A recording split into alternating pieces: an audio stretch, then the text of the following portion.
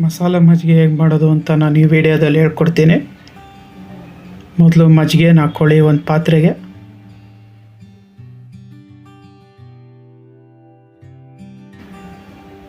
ಆಮೇಲೆ ನೀರು ಹಾಕ್ಕೊಳ್ಳಿ.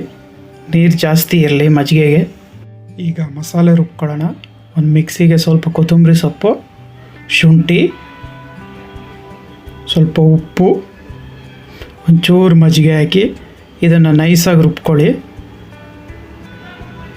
ನೋಡಿ ಈಗ ರುಬ್ಬಿದೆ. ಇದನ್ನು ಮಜ್ಜಿಗೆಗೆ ಮಿಕ್ಸ್ ಮಾಡಿ. ನಾನು ಮೆಣಸಿನ್ಕಾಯಿ ಯೂಸ್ ಮಾಡಿಲ್ಲ.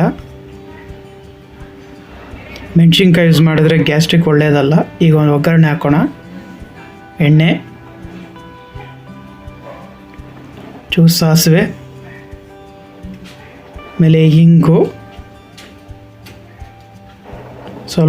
ಸ್ವಲ್ಪ ಕರಿಬೇವು. ಈಗ ಒಗ್ಗರಣೆ ಆಗಿದೆ. ಇದನ್ನು ಮಜ್ಜಿಗೆಗೆ ಹಾಕೋಣ. ನೋಡಿ ಮಜ್ಜಿಗೆ ರೆಡಿಯಾಗಿದೆ. ಮಸಾಲೆ ಮಜ್ಜಿಗೆ.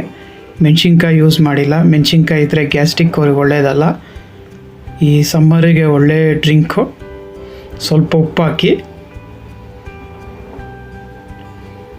ಈಗ ಮಸಾಲೆ ಮಜ್ಜಿಗೆ ರೆಡಿಯಾಗಿದೆ. ಈಗ ಸರ್ವಿಂಗ್ ಮಾಡೋಣ ಒಂದು ಲೋಟಕ್ಕೆ. ನೋಡಿ ನೀವು ಮಾಡಿ ಕುಡೀರಿ. ಹೇಗಿದೆ ಅಂತ ಕಮೆಂಟ್ ಬಾಕ್ಸಲ್ಲಿ ತಿಳಿಸಿ.